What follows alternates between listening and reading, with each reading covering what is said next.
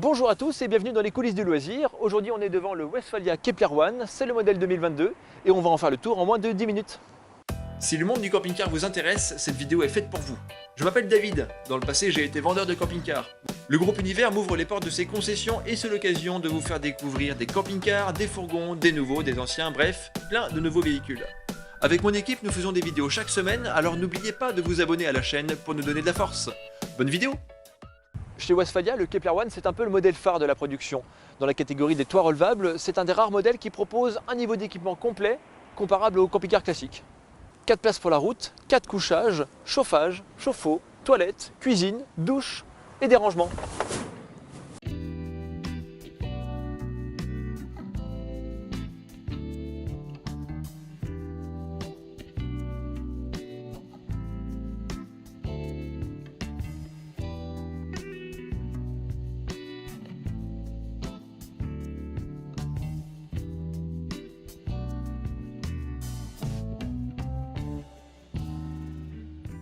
Alors évidemment, ce qui fait la renommée du Kepler, c'est la base Volkswagen Transporter, ici un T6, dont la fiabilité et la finition ne sont plus approuvées. Son utilisation en tant que véhicule de tous les jours lui permet de porter 2 casquettes pour s'adresser à un public plus large, utile en semaine et bien plus pratique pour le week-end. Le modèle qu'on a ici est relativement sobre et discret à l'extérieur, pourtant il y a possibilité à l'usine de configurer pas mal d'options, la couleur, les jantes, la finition, les optiques, etc. Un détail qui n'est pas souvent évoqué sur ce modèle, c'est sa largeur. À l'extérieur des rétroviseurs, on a 2,30 m de large, c'est à peu près 15 cm de moins qu'un fourgon classique.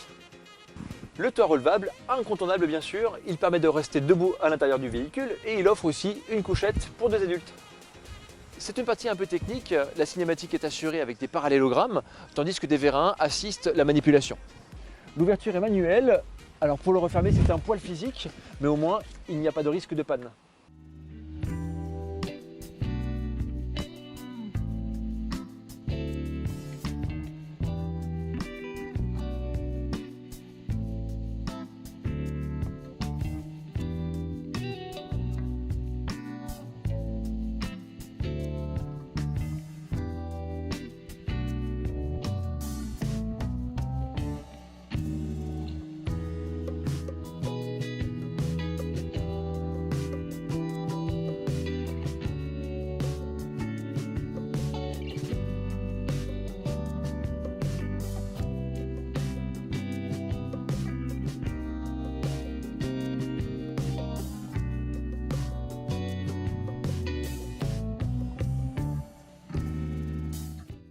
À l'intérieur, les sièges avant pivotent et on retrouve un salon plutôt spacieux pour 4 personnes. Il y a même une petite banquette sur le côté, mais ici son rôle c'est plus de proposer quelques rangements supplémentaires plutôt qu'une véritable place assise. La table est complètement amovible et vient se ranger dans l'intérieur de la porte latérale. Alors un petit plus que j'aurais aimé trouver en standard sur ce modèle, ça aurait été d'avoir par exemple un petit pied mobile pour pouvoir utiliser la table à l'extérieur. Westfalia, si vous trouvez l'idée bonne, j'accepte l'échec. Allez maintenant regardons cette superbe cuisine à l'américaine avec frigo, double porte, distributeur à glaçons, cave à vin, tireuse à bière, tout y est.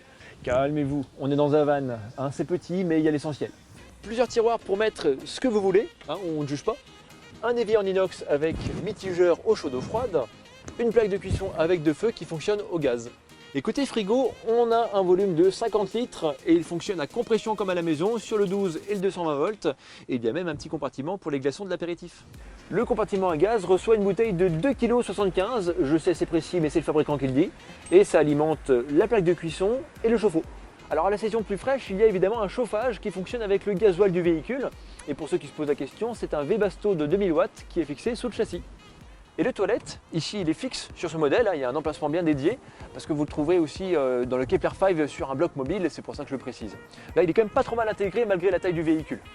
D'un côté j'ai la porte arrière avec un rideau pour me cacher, et puis de ce côté-là j'ai encore un autre rideau à tirer pour plus d'intimité. Et à l'extérieur on trouve une cassette de toilette, tout ce qui est le plus classique. Allez, continuons le tour de la salle de bain. Alors ici évidemment pas de baignoire, mais tout de même 2 façons de se laver. À la bonne saison, on va pouvoir placer une toile autour du haillon qui va former une espèce de cabine. Et là, c'est beaucoup plus facile pour se doucher sans être à la vue de tout le monde. Et pour les cas moins fréquents, à la saison froide, on va pouvoir aussi se doucher à l'intérieur. Dans le milieu, le fabricant a prévu un petit bac à douche dans lequel on va pouvoir mettre les pieds et on lève autour de soi une toile qui forme un espèce d'entonnoir. Bon, si c'est un argument sur le papier, on voit bien qu'en hiver, la plupart des gens s'arrangent pour prendre la douche au camping ou ailleurs. Mais ce n'est pas fini, il y a encore un petit miroir qui se déplie et qui dégage un peu d'espace pour les brosses à dents et autres suppositoires. Pour aller au lit, on le tire simplement. Il est accompagné lui aussi par des vérins pour faciliter la manipulation. Alors une échelle est disponible de série, mais quand on est jeune et svelte comme moi, un simple bond suffit. Hop. Le matelas ne fait que 3 cm d'épaisseur, mais le ressenti approche plutôt les 10 cm. Et ça, c'est rendu possible grâce à ce sommier à plot. C'est une technologie brevetée, déposée, cuisinée, tout ça. Et pour le couchage du bas, c'est un poil différent. À la fois, il faut un petit peu bricoler. Il faut retirer la table, bouger les meubles, assembler le matelas. Mais une fois que la procédure est bien maîtrisée, c'est faisable en 3 minutes. Là, on a un matelas qui fait vraiment 10 cm d'épaisseur. Et en fait, j'ai rencontré des gens qui n'utilisent que le couchage du bas et qui m'en disent le plus grand bien, donc comme quoi. Allons maintenant au poste de conduite. Ici, on reconnaît facilement la finition allemande avec le volant en cuir, les commandes au volant, le compteur semi-numérique. Bon, tout ça n'est pas sans rappeler le monde automobile. Et oui, ici on est vraiment dans une voiture et non un camion, c'est ce qui ne laisse pas indifférent les grands rouleurs. Côté budget, on démarre à 56 370 €, 790 chevaux et boîte manuelle. Ici, ce modèle est en boîte automatique sur 150 chevaux, c'est clairement la version la plus vendue et elle démarre à 62 770 €. Alors je l'ai déjà dit, on trouve pas mal d'options sur ce modèle. Côté porteur, on pourra noter le pack cockpit avec ses assistances à la conduite, les 4 roues motrices. Et côté cellule, en plus des accessoires courants tels que le panneau solaire, le store, le porte-vélo, le fabricant propose aussi des options de rangement ou même de système d'isolation supplémentaire pour que vous puissiez configurer votre véhicule en fonction de vos besoins. Ah, en fait, je n'ai pas parlé de la longueur. Celui-ci fait 5,30 m et c'est le plus grand modèle de la gamme. Et c'est ça qui permet d'avoir notamment pas mal de rangements. Ici, entre le dossier passager et le frigo, on a un placard avec une porte coulissante. Elle est prévue de base pour recevoir les mousses du couchage salon, mais si on se contente du couchage au plafond, alors ça devient un volume de chargement bien utile.